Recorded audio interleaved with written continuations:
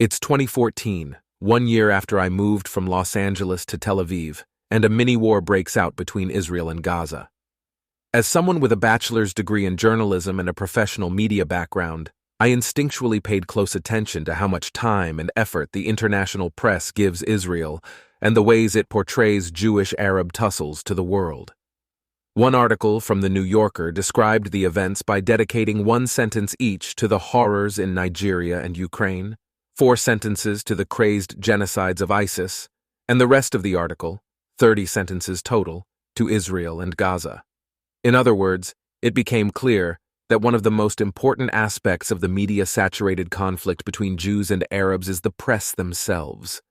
The media has become less a reporter of this conflict and more of a supporting actor in it, a role with consequences for the millions of people trying to comprehend current events, including policymakers who depend on journalistic accounts to understand a region where they consistently seek and fail to productively intervene, wrote Maddie Friedman, an Israeli journalist and author. But before we get into all the wrinkles about why the media is still getting Israel ridiculously wrong, let's take a look at some uncomfortable truths about the media themselves. There are banal explanations for problems with media coverage. They say reporters hurry to keep up with the 24-hour news cycle. These are realities that can explain minor errors and mishaps like poor headline choices. Some say inflations and omissions are the inevitable results of an honest attempt to cover events in a challenging and occasionally dangerous reporting environment. But such excuses can't explain why the same inflations and omissions occur repeatedly, why they are common to so many news outlets, and why the international media's Israel story is so foreign to people aware of the historical and regional context of events in this place. To make sense of most international journalism from Israel, it is important to first understand that the news tells us far less about Israel and far more about the people conveying the news. Journalistic decisions are made by people who exist in a particular social milieu, one which, like most social groups, involves a certain uniformity of attitude, behavior, and even dress, according to Maddie Friedman. These people know each other, meet regularly, exchange information, and closely watch one another's work. This helps explain why a reader looking at articles written by the half-dozen biggest news providers in the region on a particular day will find that, though the pieces are composed and edited by completely different people and organizations, they tend to tell the same story. The media, like many governments, is a corrupt and troubled institution. Corrupt not in that it accepts bribes, corrupt in a systemic sense. It fails to do what it claims to do, what it should do, and what society expects it to do. The news media and governments, including terrorist-run governments, are entwined in a vicious circle of mutual manipulation, myth-making, and self-interest. Journalists need crises to dramatize news, and government officials want to show that they're responding to crises. Too often the crises are not really crises but joint fabrications. The two institutions have become so ensnared in a symbiotic web of lies that the news media are unable to tell the public what is true, and the government is unable to govern effectively, according to Peter van der Wicken, a former journalist at Time, Fortune, and the Wall Street Journal. This symbiotic web is very much present in Israel and the Palestinian territories, where foreign activists are a notable feature of the landscape, and where international NGOs and numerous arms of the United Nations are among the most powerful players, wielding billions of dollars and employing many thousands of foreign and local employees. Their SUVs dominate sections of East Jerusalem, and their expense accounts keep Ramallah afloat, according to Friedman.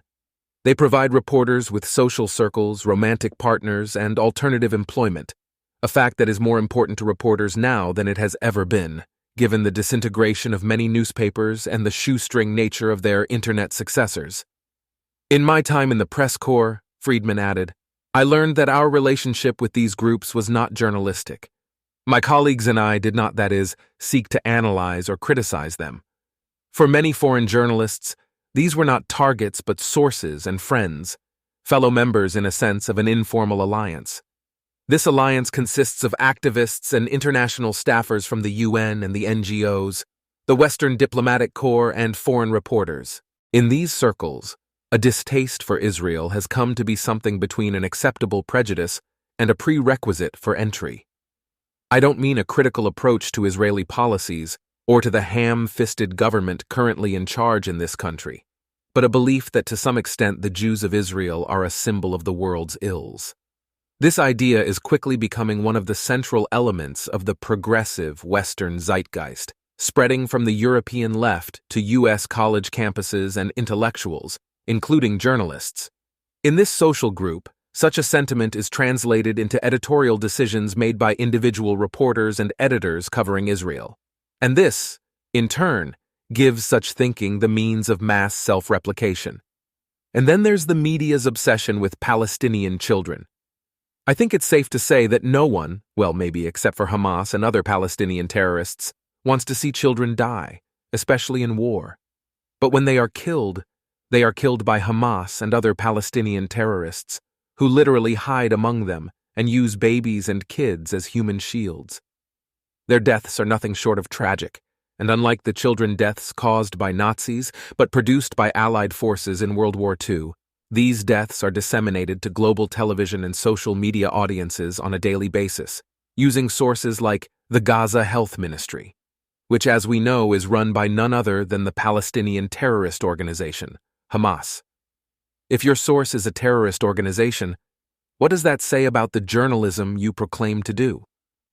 What's more, the numbers and images of Palestinian deaths are delivered by virtue-signaling TV anchors, reporters, and talking heads, mostly enjoying the confines of far, far away studios that are cozy and comfortable.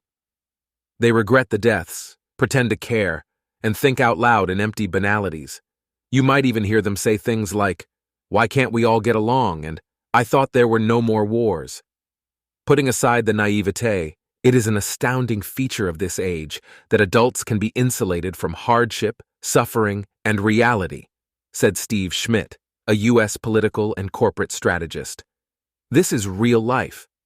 What most people don't realize is that more Palestinian deaths is in great service to Hamas and other Palestinian terrorist organizations, which leverage and inflate these deaths via the scale of today's news media and social media to generate more anger and dismay against Jews, both in Israel and around the world. This anger and dismay is channeled into pro-Palestinian protests and other demonstrations, oversaturated with incendiary and lie-infested propaganda, otherwise known as anti-Semitism and Jew hate. These protests and demonstrations are, in turn, overcovered by the news media, which desperately needs more content to fill their absolutely unnecessarily always-on news products. As a result, the worthless news coverage of these protests, augmented by social media, essentially inspires more bad actors across the world to partake in covert and overt anti-Semitism and Jew hate under a disguise of the pro-Palestinian banner. Eventually, and probably sooner than later, these pro-Palestinian demonstrations will turn violent as demonstrators realize that chanting things like "Gas the Jews" and holding signs with swastikas and other Jew-hating representations are not working against Israel's fight against Palestinian terrorists who have for decades vowed to wipe both Israel and Jews off the face of the earth.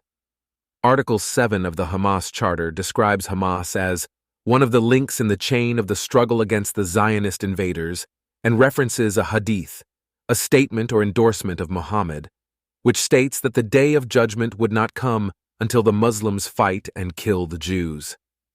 When these pro-Palestinian demonstrations turn violent, the news media will seize upon this doom-style clickbait, which will in turn inspire more bad actors, and here we have the very definition of a vicious cycle. Ultimately, this vicious cycle perpetuated by the news media and social media could most definitely contribute to more deaths on both Israeli and Palestinian sides than these two sides are inflicting upon each other combined. What is likely different here compared to other wars is that, in this iteration, Jews are the so-called perpetrators, oppressors, and colonizers. In addition to these terms being so far removed from any sensical view of reality, the uglier characteristics of Palestinian politics and society are mostly untouched by the international press because they would disrupt the Israel story, a story of Jewish moral failure. The news media's editorial line, predominantly, is that the conflict is Israel's fault, and the Palestinians and the Arab world are blameless. As one editor, the Associated Press Middle East regional desk, put it, he had gone from seeing himself as a proud member of the International Press Corps to the Jew boy with his finger in the dike. Hence why the news media and governments have created a charade that serves their own interests, but misleads the public. Officials oblige the media's need for drama by fabricating crises and stage managing their responses, thereby enhancing their own prestige and power. Journalists dutifully report these fabrications. Both parties know the content is self-aggrandizing manipulations and fail to inform the public about the more complex and more boring issues of government policy and activity. What has emerged, according to Paul Weaver, author of News and the Culture of Lying, How Journalism Really Works, is a culture of lying. The culture of lying, he writes, is the discourse and behavior of officials seeking to enlist the powers of journalism in support of their goals, and of journalists seeking to co-opt public and private officials into their efforts to find and cover stories of crisis and emergency response. This is why most consumers of the Israel story don't understand how the story is manufactured. But Hamas and other Palestinian terrorist organizations do.